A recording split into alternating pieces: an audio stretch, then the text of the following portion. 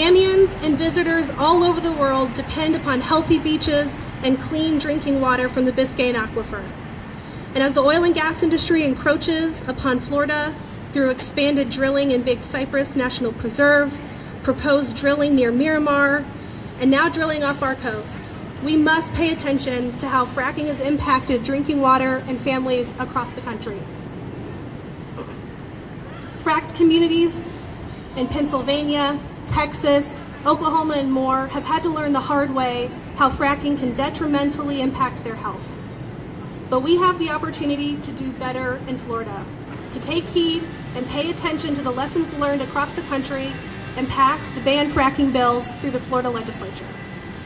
Before the lecture begins at 5, we are going to hear from Dr. Steingraber as well as other public health advocates like Dr. Jeff Beeler and Miami-Dade County Commissioner Daniela Levine-Cava.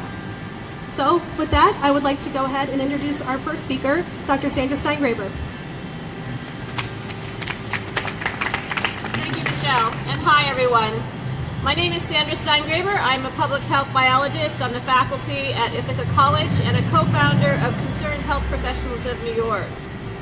In December 2014, New York State banned the unconventional gas and oil extraction technology called fracking, which uses water, chemicals, and sand as a club to smash apart bedrock in order to extract bubbles of dispersed oil or gas trapped inside. The rationale for our ban was based on public health. According to our state health commissioner, a pediatrician, and I'm quoting, he said, "It's clear from the existing literature and experience that fracking activity has resulted in environmental impacts that potentially are adverse to public health." And our findings statement went further and said, even with the implementation of extensive suite of mitigation measures, the significant adverse public health and environmental impacts allowing fracking to proceed under any scenario cannot be adequately avoided. And this decision was particularly grounded in the unique vulnerability of New York State's drinking water supplies. For example, in New York City, we draw drinking water from the Catskill Mountains, and that water is carried to the city through ancient crumbling aquifers that lie on top of the shale. And so the thinking was that vibrations caused by fracking could possibly interfere with those aqueducts. That's our unique vulnerability in New York. So we at Concerned Health Professionals agreed with this conclusion because of the scientific studies showing the risks and harms of fracking, to which our health commissioner was referring, had been compiled by us in a compendium of findings. When we first began gathering together all of this data in about 2012, there were 65 studies published in the literature. By the time our statewide fracking ban was announced in 2014, there were over 400 studies, and 85% of them showed demonstrable evidence for harm or potential harm. After our own statewide ban, Concerned Health Professionals continue to update our compendium, which is a peer-reviewed living document available for free download on our website, concernedhealthny.org. The compendium has gone on to inform the subsequent decisions to ban fracking in the state of Maryland, and in Ireland, and in Scotland. And now, together with our colleagues at Physicians for Social Responsibility, we're preparing to release the 5th edition of our compendium. But instead of 400 relevant studies this time, there are now more than 1,300 studies in the peer-reviewed scientific literature, and still 85% of them show evidence of harm. Now that Florida is engaged in a vigorous debate about whether to permit or prohibit fracking across the state, we have brought our compendium here to the Sunshine State in the hope that you will find these data useful. So I am releasing today, together with my colleagues at Physicians for Social Responsibility, who are our co-authors on this report, we're releasing today excerpts from our forthcoming 5th edition that are focused on water contamination and the unique vulnerability of Florida's groundwater to contamination. Florida has more groundwater than any other state. It's unique in that your major cities, not just rural areas, are dependent on this groundwater, all of which is drawn from a vast interconnected aquifer that is made of very fragile and crumbly limestone.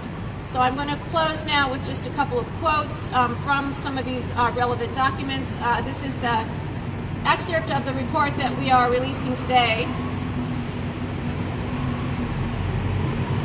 The Floridan Aquifer is a highly permeable, highly interconnected subterranean system with water moving rapidly in multiple directions through massive shelves of limestone, which represent dissolved shells and fossilized skeletons of prehistoric marine organisms. Honeycombed with pores, fissures, joints, and caves, the underground terrain of the Floridan Aquifer resembles a vast, brittle sponge, partly covered over with sand and clay. Springs and sinkholes are common. It is not known whether fracking in Florida could induce sinkholes to open up or whether alterations in underground pressures could cause springs to go dry. Certainly, Florida's porous geology makes it vulnerable to groundwater contamination. Crumbly limestone offers pathways for contaminants spilled on the surface to travel deep into the aquifer. And here's a couple quotes from our water contamination section. Studies from across the United States present irrefutable evidence that groundwater contamination occurs as a result of fracking activities and is more likely to occur close to well pads.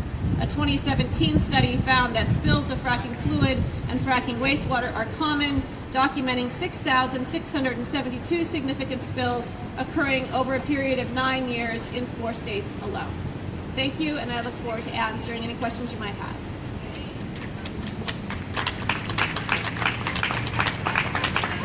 Thank you, Dr. Steingraber. So I am pleased to introduce up our next speaker, Commissioner Daniela Levine-Cava. She spearheaded the effort here in Miami-Dade County to locally ban fracking, and she's not done yet. Now she has introduced a measure to fully protect Miami-Dade residents from the dangers of fracking by banning fracking wastewater. Commissioner Levine-Cava? Thank you. Well, we're all here because we know water is fundamental. It's essential for our very lives.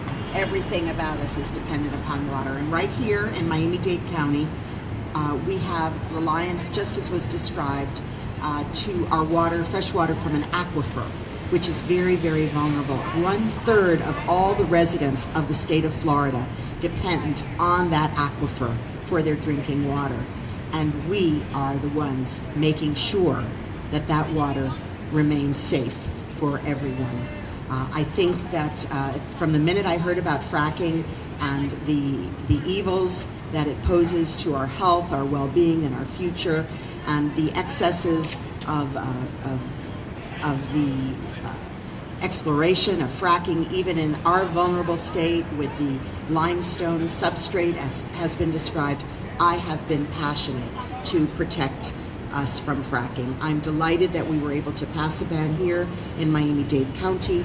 Other communities have passed bans, 80 all around the state, so we are together on this, but so far we do not have a ban for the state at large, and there is exploration going on, as you've heard. So I'm going to be at the forefront with these other great groups, continuing the fight in this year's legislature to assure that we have fracking nowhere in Florida, and also that we protect ourselves from the wastewater from fracking. It happened in the past that the waste from a fracking endeavor in another county was brought to Miami-Dade County and was disposed of in our wastewater system. So when I learned of that, I was outraged, and that is why this Tuesday we're having the first reading of an ordinance to ban wastewater from fracking in our water system. So we can turn the tide. It's definitely an uphill battle because the nation is very proud of having brought down the cost of oil production through fracking. That is how they've done it, and they've done it with tremendous cost to our environment and to our health, and you'll hear more about that today. So I'm the water warrior. I've been officially declared by the Deering Foundation. I wear that mantle proudly, and I will continue to join forces with all of the great groups here today and others to make sure that we protect our water for future generations. Thank you very much.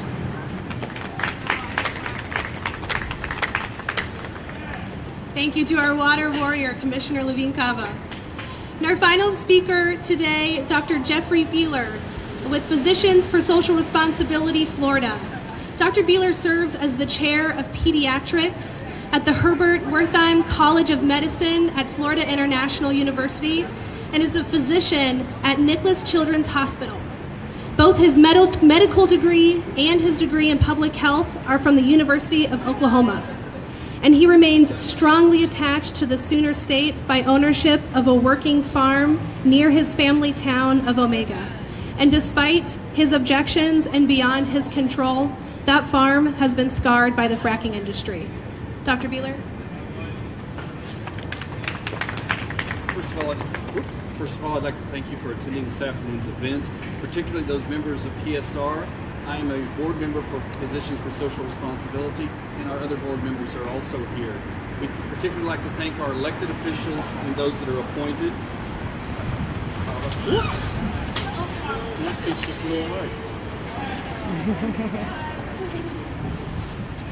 We'd also be remiss without thanking our Senator Dana Young and Representative Catherine Peters for their work in protecting Florida's environment through their foresight in introducing legislation to ban dangerous practices in energy production. One of the focuses of Physicians for Social Responsibility is sharing information about the dangers to the environment on the well-being of individuals and populations, both large and small. Hydraulic fracking represents a significant, scientifically proven risk to the environment and to the health of Floridians. We refer people to the information contained in the recently updated and released compendium on scientific, medical, and media findings demonstrating the risks and harms of fracking. Fracking is clearly a risk to health. These well-documented health concerns range from what seem to be trivial things like headaches and nosebleed to increased incidence of asthma, premature births, and birth defects. The impacts of toxins and proven carcinogens on human health is certain and evident. Likewise, fracking's implication in contaminating environment is scientifically established. PSR has called for a ban on hydraulic fracking and all of the procurement steps associated with the pollution of our environment during the surface preparation, the fracking process, and the collection and transport of fossil fuels. We are concerned with issues of toxin release and the impact on our air quality, soil contamination, water safety, and the total impact of fracking on our environment. On a personal note, as stated, my family and I are deeply concerned with the forced fracking that took place on our wheat farm in Oklahoma. The scarring of the land, the ongoing issues with contamination of surface soil, the burn-off of unwanted natural gas into the atmosphere, and the uncertainty of the safety of the water in our creek and the surrounding area is very troubling to us. These are the same issues that will face Floridians now and for generations to come if we do not eliminate fracking for our fragile environment. Thank you.